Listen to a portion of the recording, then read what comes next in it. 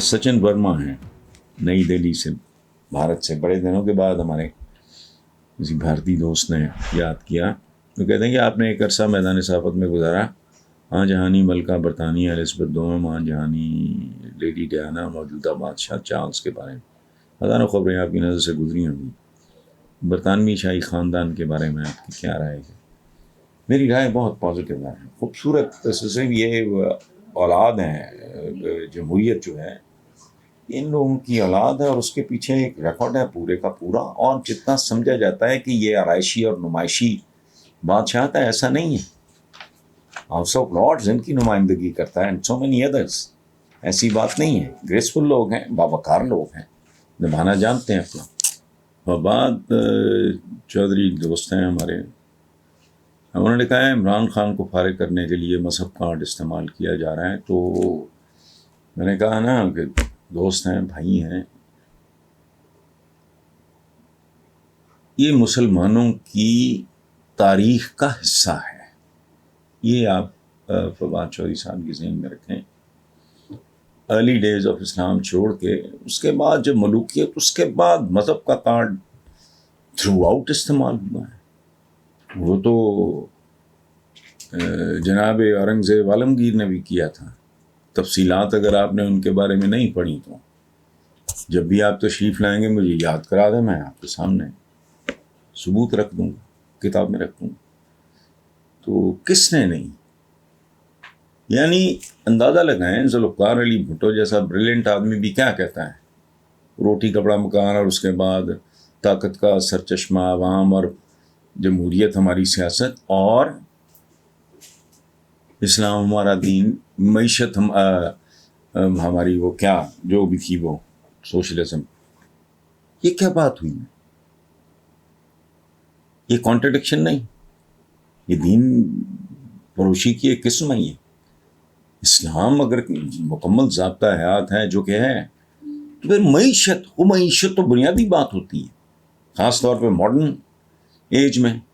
تو آپ کہہ رہے ہو کہ جی وہ تو ہمارا سوشلزم سے آئے گی، باقی کیا رہ گیا بھائی؟ اور ایک بات میں آپ کو یاد، سوشلزم ایک بگڑی ہوئی اللاجیکل فارم تھی دین اسلام کی. اب شاید پہلی بار میں یہ بات نہیں کر رہا، ایک بات میں آپ کو عرض کروں.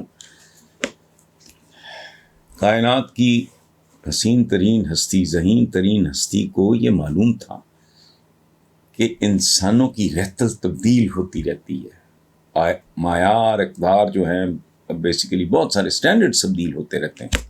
اس لیے انہوں نے کوئی فکسڈ نظام نہیں دیا، نہ سیاسی نہ معاشی.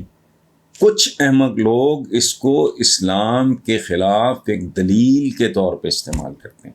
ایک بات ہمیشہ ذہن میں رکھیں، دین مبین میں ٹارگٹس ہیں، یہاں پہنچنا ہے. ہاؤ یہ نہیں کہا، اس کی ضرورت نہیں. بدلتے ہوئے عہد کے ساتھ، بدلتے ہوئے عصر کے ساتھ، بدلتے ہوئے زمانوں کے ساتھ طریقے چونکہ تبدیل ہوتے ہیں، اس لیے آپ کو کھلی آزادی ہے. آپ نے یہاں سے اگر 500 میل 1000 میل دور کہیں جانا ہے، گھوڑے کا زمانہ ہے تو آپ گھوڑے پہ جاؤ، موٹر سائیکل آ گئی ہے موٹر سائیکل پہ جاؤ، جہاز آ گیا جہاز پہ جاؤ، گاڑی ہے تو گاڑی پہ جاؤ. یہ کیا بات ہوئی؟ بنیادی اصول دیا ہوا ہے.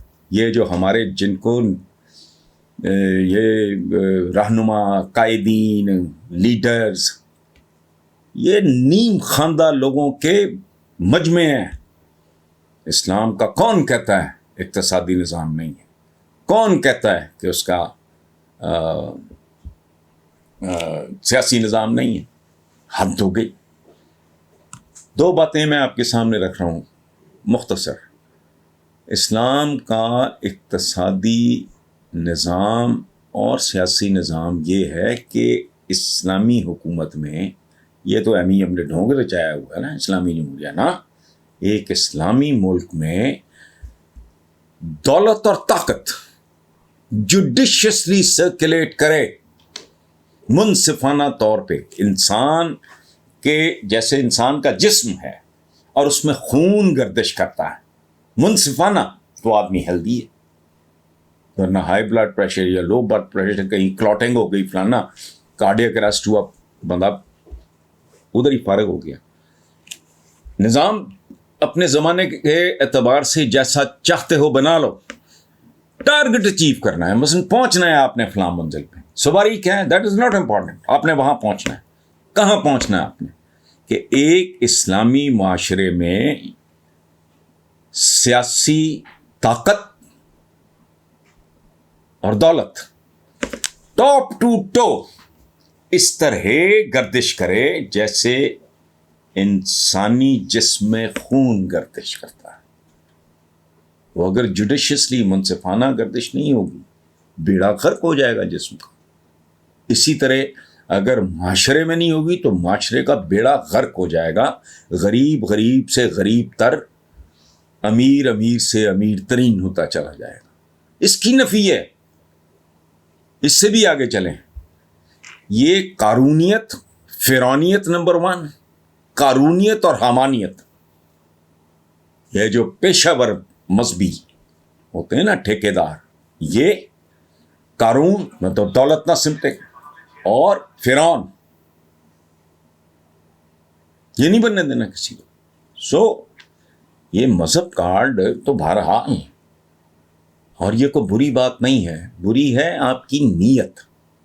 ان لوگوں کی نیت میں اگر کھوٹ ہے تو وہ تو میں بھی جانتا ہوں, فواد صاحب بھی جانتے ہیں, باقی نو.